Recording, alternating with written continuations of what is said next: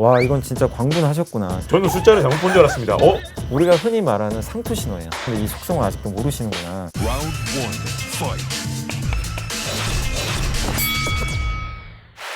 안녕하세요. 박종훈의 경제 한방입니다. 자, 설명이 필요 없는 대세죠? 최근에 온갖 수식어로 이분을 표현하는데 이제는 주식계 백종원 이렇게도 불리시더라고요. 예, 이베스트 투자증권 염승환 부장님을 모셨습니다. 네, 안녕하세요. 네, 안녕하세요. 네.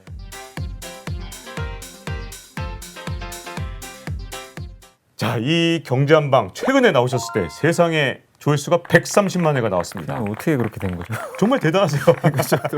저도 100만은 처음이어가지고 네. 와, 이거 신기하더라고요, 진짜. 저희 이렇게 빛내주셔서 정말 아닙니다. 감사드리고요. 예. 근데 이게 궁금해집니다. 염승환 부장님 같은 지금 이 고수가 네네. 과거에 주린이 시절이 있었을까 없었을까? 당연히 있었죠. 예전에 그런 시절이 그럼요. 있었습니까? 예. 네. 저도 주식을 전혀 이제 관심도 없었죠, 예전에. 근데 이제 제대하고 나서 저희 아버지께서 이제 주식 투자를 하고 계시더라고요. 네. 그래서 아버지의 권유로 사실 시작했는데 그런 거 있잖아요. 뭐 처음 하시는, 그러니까 주식 투자 처음 한 사람들이 수익률이 제일 좋은 거 아시죠? 네, 항상 그렇죠. 이게 초심자의 행운이라고. 저도 그때 처음 주식 투자해가지고 막 2배, 3배까지 한번 수익 내봤거든요. 그냥 네. 아무것도 몰랐어요. 그냥 남이 사라 그러면 사가지고. 근데 이제 결국엔 오래 안 가더라고요. 호되게 당했는데. 그러니까 저도 그렇게 한번 까먹고 나니까 공부를 하게 됐어요.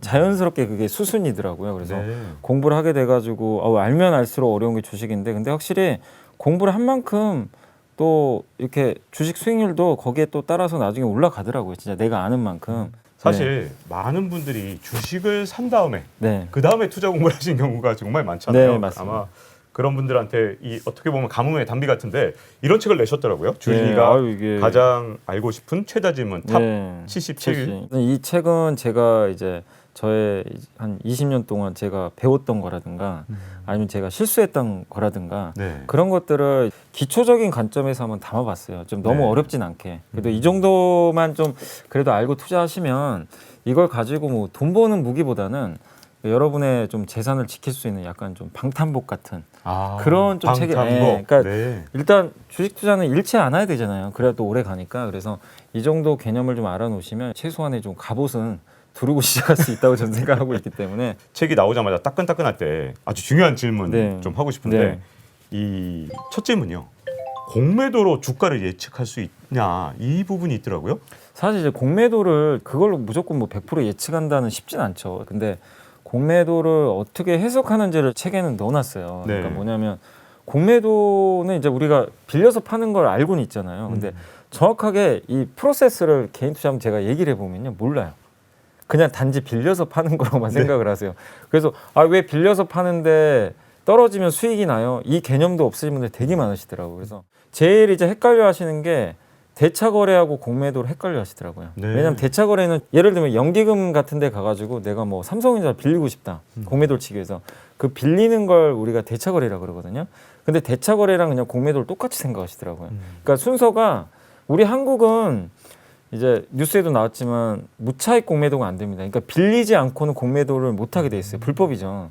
그래서 누구한테 가서 본 주인한테 가서 자, 삼성전자 저 뭐 5만 주만 빌려주세요. 그렇게 해서 만약에 빌리면 그걸 우리가 대차 거래라고 그래요. 근데 그 대차 거래 같은 경우는 그 증권사 HTS나 MTS 같은 데 보면은 다 검색할 수 있어요. 그러니까 우리가 장 끝나고 보면은 삼성전자가 오늘 대차 거래를 얼마나 했구나. 그러면 그걸 보시는 순간 대차 거래가 예를 들면 삼성전자가 오늘 뭐 100만 주가 잡혔다고 극단적으로 볼게요. 그러면은 빌린 게 100만 주란 얘기예요. 그럼 무슨 생각이 드세요? 100만 주면 이거 공매도 하려고 지금 난리를 지금. 네. 예. 그러면은 약간 이제 긴장을 해야 된다는 거죠. 주로 외국인이 하니까 네. 이거 공매도 하려고 좀 준비를 하고 있구나. 대차 거래를 했으면 이건 공매도를 일단 준비하는 거예요. 네. 그래서 일단 준비를 하시면 되고 이게 좀 나올 수 있겠구나. 근데 공매도를, 그러니까 대차 거래를 했다고 무조건 공매도 하진 않습니다. 그냥 네. 두는 경우도 있어요. 근데 물론 이제 수수료가 비싸기 때문에 웬만하면 공매도를 하겠지만 어떤 부분은 그 빌렸다가 다시 그냥 갚는 경우도 많이 있더라고요. 그래서 대차 거래가 무조건 100% 그 공매도는 아니다. 그 대차 거래를 만약에 100만 주를 했는데 외국계 증권사에서 예를 들면 빌린 걸 100만 주라면 오늘 뭐 50만 주 팔 수 있잖아요. 이제 그게 공매도입니다.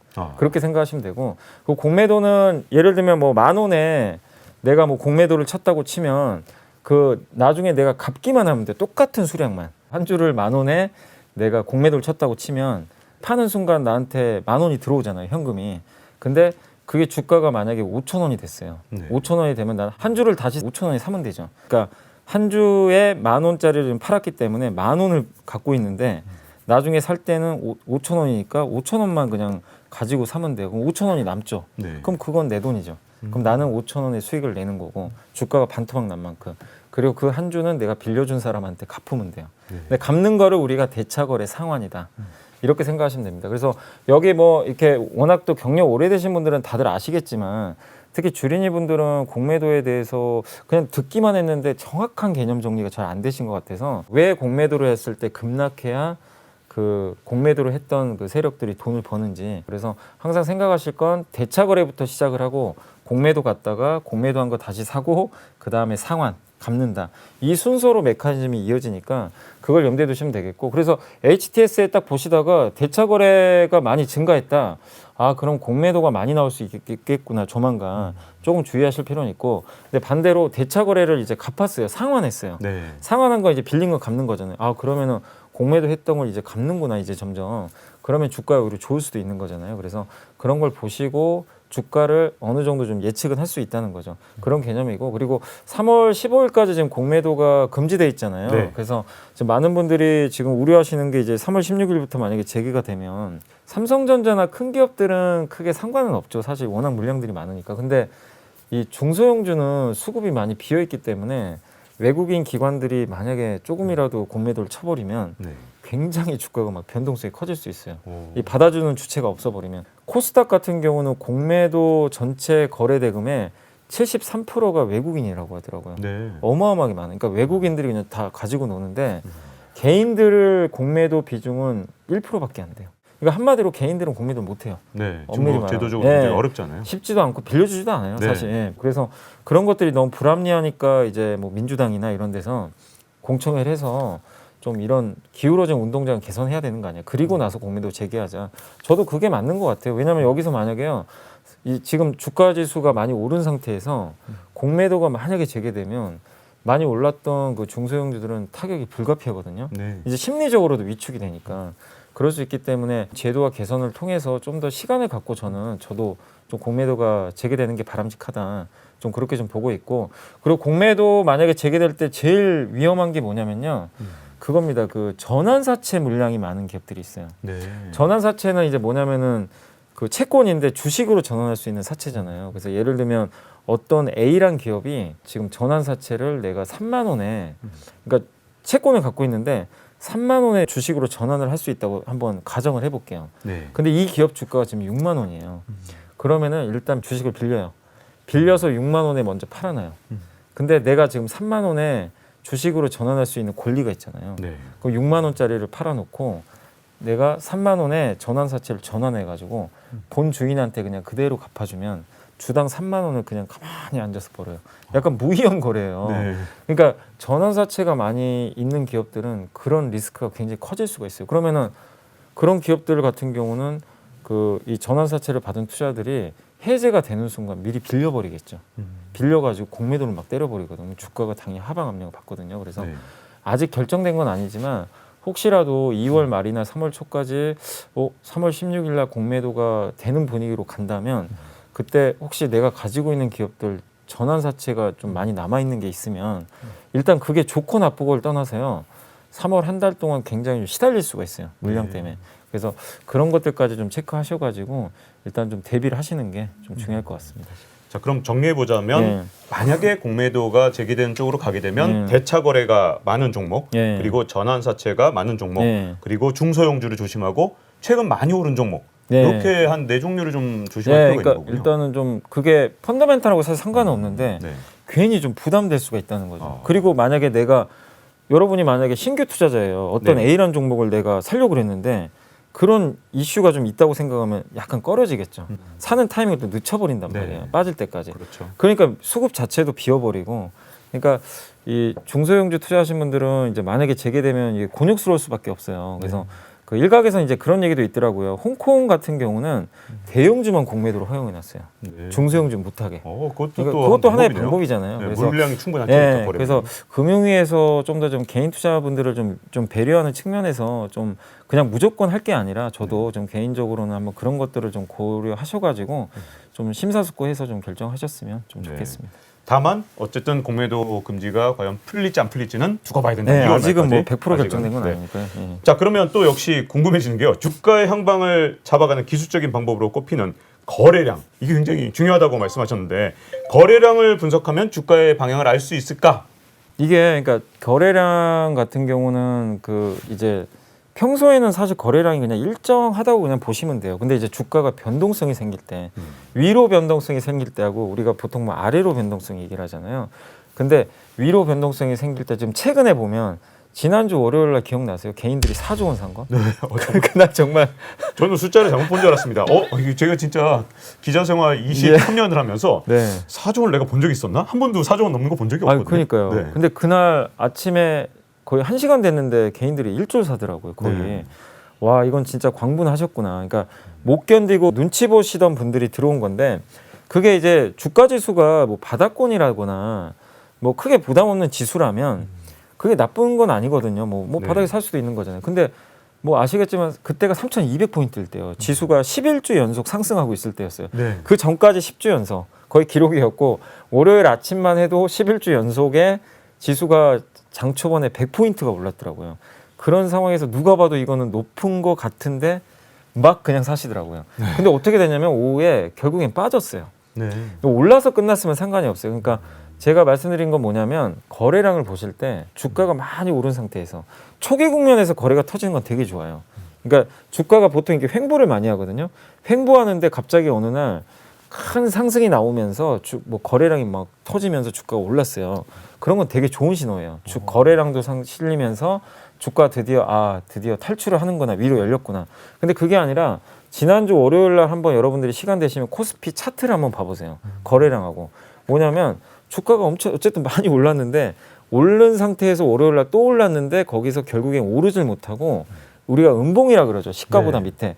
결국에 하락 반전했는데 윗꼬리가 진짜 너무 길더라고요. 그러면서 결국엔 밀렸는데 밑에 거래량을 보시면 그냥 역대급 거래량이 터져버린 네. 거예요. 그거는 우리가 흔히 말하는 상투 신호예요. 이 거래량을 따지면. 그러니까 그날 이후로 증시가 다시 거기를 못 갔어요. 그러니까 지난주 금요일 날 급락했죠. 그렇죠. 그 이후로 시장이 힘을 잃어버렸어요. 개인들이 사는 대로. 그러니까 거래량이 주가에 선행하는 건 맞아요. 그러니까 이게 평소에는 상관이 없는데요. 너무 이렇게 고점이라든가 이런 자리에서 주가가 더 이상 못 오른 상태에서 그 코스피 지난주 월요일 같은 패턴이 나오면서 거래가 터졌다. 네. 그럴 때는 이게 중기적으로 끝났다는 아니고 단기적으로는 약간 위험 신호가 뜬 거예요. 네. 차트상. 근데 반대가 있어요.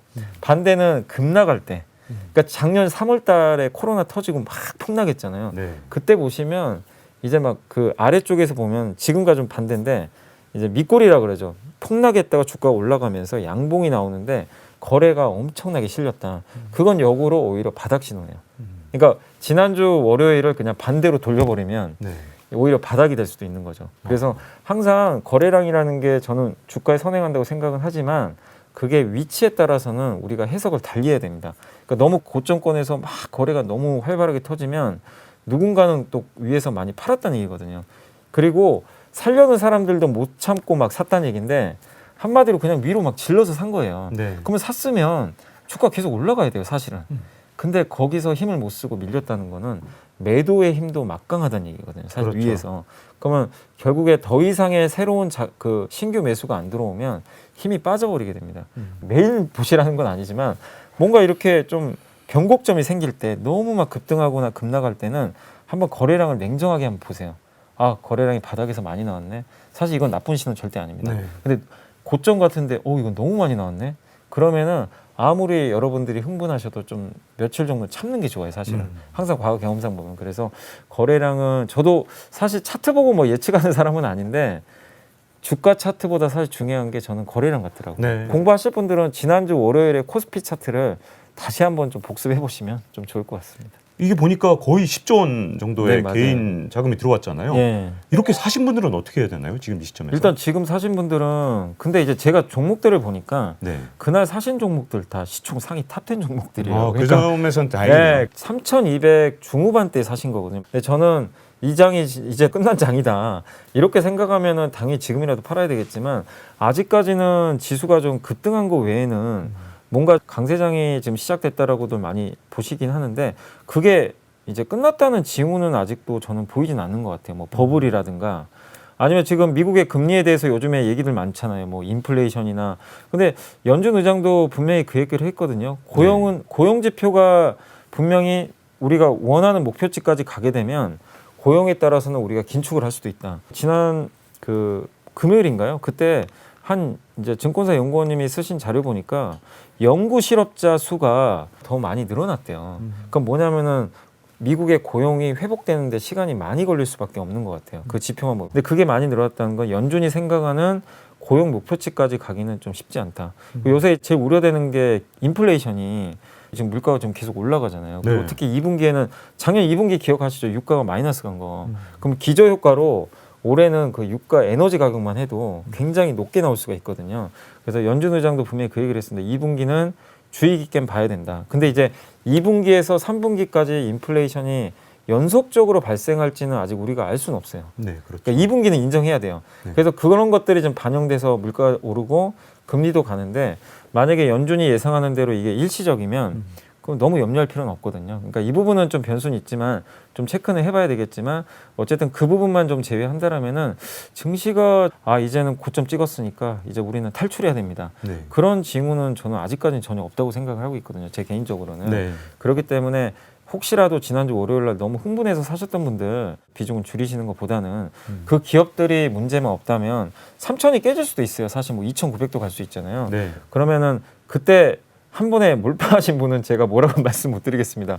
그냥 인내하셔야 되겠지만 비중을 일부만 하셨던 분이라면 오히려 한 번 더 빠졌을 땐 살 수 있는 저는 좋은 기회라고 생각하거든요. 그리고 네. 다시 한번 강조드리지만 항상 주가는요 영원히 오르진 않습니다. 거기 3,100이 보이면 개인 투자분들은 이제 앞뒤 안 재고 4,000을 봐요. 네. 그래서 사시는 거거든요. 그리고 나서 또 후회하세요.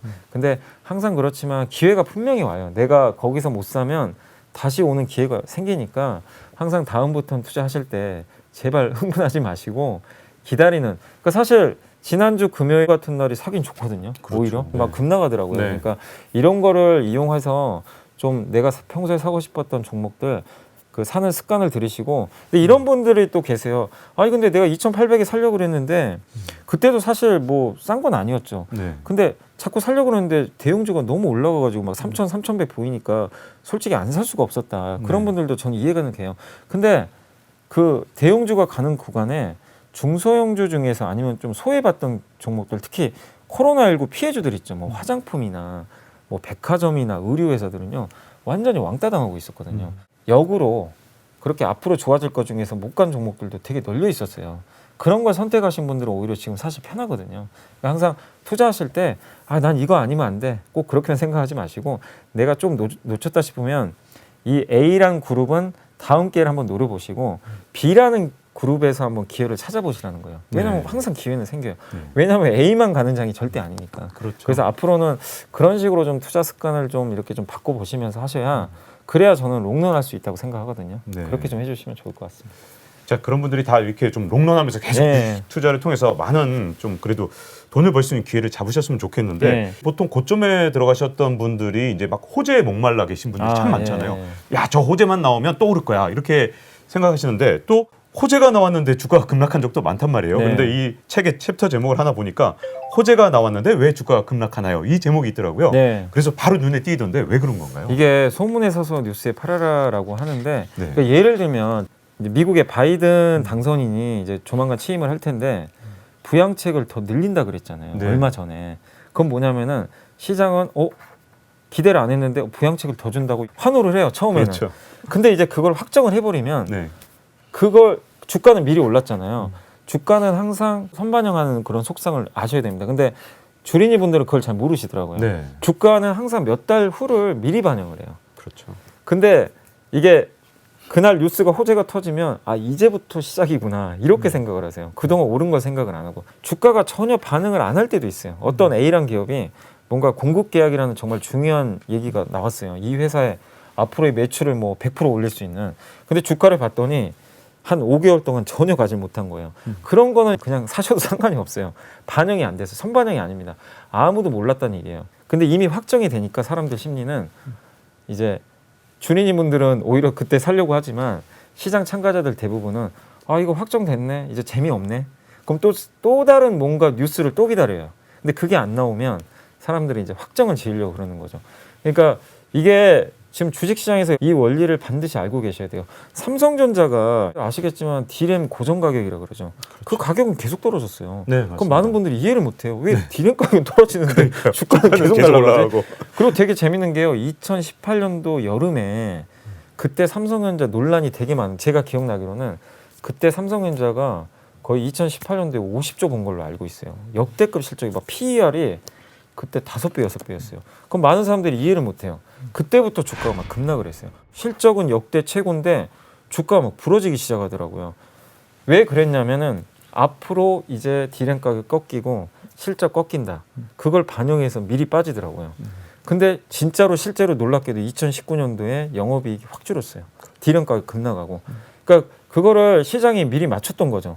근데 환호할 때 오히려 팔았어야 되는데 주가의 그 선반영 속성을 개인 투자자분들은 많이 몰랐던 거예요. 그래서 실제로 그때 개인 투자자분들이 그때 당시에는 삼성전자가 5만 원대 제가 알기로는 후반대로 알고 있는데 2019년도에 3만 원대까지 갔었어요. 그렇죠. 엄청나게 빠졌죠.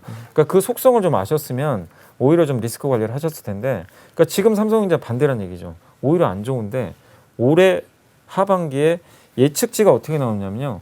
올해 삼성전자 반도체 가격 상승률이 올해 3분기가 최고라고 하더라고요. 4분기엔 좀 꺾여요. 그럼 무슨 얘기냐면 3분기가 가장 좋다는 얘기예요. 그럼 주가는 미리 선반영하니까 올해 2분기까지 좋은데 막상 그러니까 3분기 또 되잖아요. 네. 그럼 주가는 D램 가격이 좋아도 빠져버릴 수가 있어요. 네. 왜냐 4분기부터 꺾이니까. 그래서 그런 것들을 미리 알고 투자를 하시면 사실 이게 좀 보이거든요. 이게 보이긴 하는데 사이클이. 근데 많은 분들이 지금 반도체가 급등했습니다. 이것만 보거든요. 네. 그러지 마시고 대우조선해양이 아마 아실 거예요. 현대중공업에 이제 인수된다고 예전에 나왔었잖아요. 그렇죠.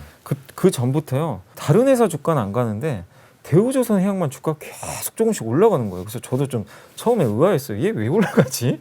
아니 조선경기가 그렇게 좋은 것도 아닌데 뭐가 있나? 근데 그때는 이제 몰랐으니까요. 누구도.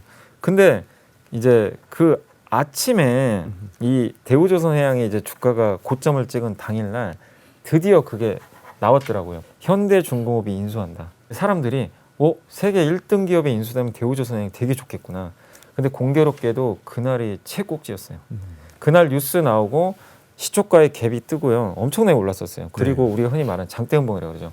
시초가 이후로 주가가 급락을 해버렸습니다. 대량 거래로. 그리고 나서는 아직도 그 주가를 회복을 못하고 있어요.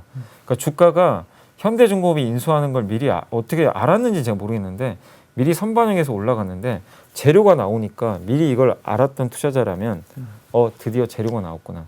더 이상 이거보다 좋은 재료 안 나오면 이제 올라갈 이유가 없다. 좋은 재료는 다 반영됐다. 던져버린 거죠. 그리고 이런 경우 많이 있으실 거예요. 아니 제약회사가 신약 수출 개발을 했는데 그날이 꼭지예요. 그런 경우 되게 많습니다. 그러니까 임상 이상에서 어떤 A란 기업이 기술 수출을 한 거예요. 막 조 단위로. 근데 주가를 봤는데 그날이 꼭지였어요. 그 후로 계속 빠져요.